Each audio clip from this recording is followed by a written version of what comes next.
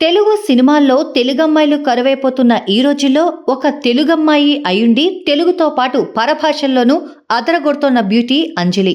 ఈ ఏడాది ఇప్పటికే గీతాంజలి మళ్లీ వచ్చింది అంటూ ఆడియన్స్ ముందుకు వచ్చిన అంజలి మే 31న గ్యాంగ్స్ ఆఫ్ గోదావరి సినిమాతో మరోసారి ప్రేక్షకుల్ని పలకరించబోతోంది.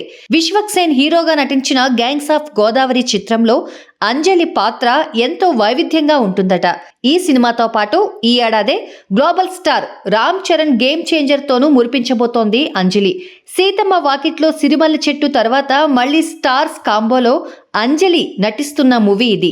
ఈ సినిమాలో అంజలి ఓ కీలక పాత్ర మాత్రమే పోషిస్తుందనే ప్రచారం ఈ మధ్య జోరుగా సాగింది. అయితే గేమ్ చేంజర్లో తాను క్యారెక్టర్ ఆర్టిస్ట్ కాదని, తాను కూడా హీరోయిన్నే అని ఇటీవల గ్యాంగ్స్ ఆఫ్ గోదావరి ఇంటర్వ్యూలలో వెల్లడించింది అంజలి. గేమ్ చేంజర్లో పెద్ద చరణ్ కి జోడీగా అంజలి కనిపించబోతోంది. ఫ్లాష్ బ్యాక్ ఎపిసోడ్లో అంజలి రోల్ ఎంతో ప్రాధాన్యతతో ఉండబోతోందట. అంతేకాదు చరణ్ అంజలి మధ్య ఓ పాట కూడా ఉంటుందట. ఇక రామ్ చరణ్ గురించి కూడా పలు ఆసక్తికర విశేషాలు తెలిపింది అంజలి.